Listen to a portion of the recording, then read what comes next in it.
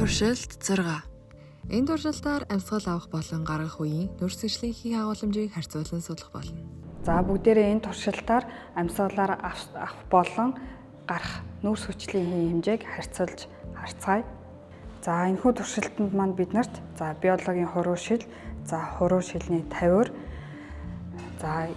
эрзэн хоолой, ингээд урт богино шилэн гурсоолоо, энэ мөн салаалсан гурсан шилэн хоолойнууд хэрэгтэй. За мөн биднэрт тимолийн хөх гэдэг бодис хэрэгтэй. Аюулгүй ажиллагааны үүднээс бид нүдний шилийг зөөх ёстой.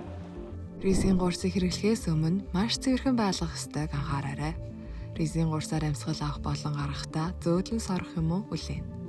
Ризийн гурсаар хүчтэй сорж огт болохгүй. Энэ туршилтанд 2 ижил хэмжээтэй хуруу шилэнд дагуулагдах уус мөлийн эзлэгэн адилхан буюу зэрэгцүүлэн харахад тэнцүү түвшинтэй байна. Хуруу шил рүү орсон урт шилэн гурснуудын доод хэсэг ижил түвшинд мөн адил байх ёстой. За одоо туршилтаа эхлэлцгээе.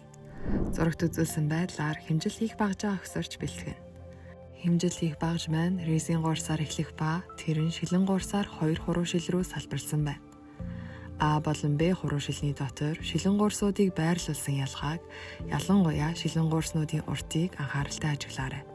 Туршилтын явцад уус мөлийн өнгө өөрчлөгдөх тул сайтар ажиглаарай. Одоо ризийн гурс руу ажим зөөлнөр үлээцгээе. Хуруу шилэнд агаарын хэм бөмбөлөг үүсэж байна. Харин ризийн гурсаар ажим зөөлнөр сорох үед нөгөө хуруу шилэнд мөн адил хэм бөмбөлгүүд үүснэ. Тимолийн хөх уус мөлийг ашиглах үед уус мөл маань цэнхэр ногоон өнгөтэй байсан бөгөөд ризийн гурс руу үлээх үйл явцад уус мөлийн өнгө шар болон өөрчлөгдөж байна. Хэрв туршилтанд шохоо ус ашиглаж байгаа тохиолдолд аль нэг хуруу шилний шохоо ус сааралдуу буюу сүүшиг болтол үргэлжлэнэ. Бром Тимолийн хөх уус мөл нь амьсгалаар ялгарч буй нүүрс хүчний хийн нөлөөгөөр шаргал өнгөтэй болон хувирлаа.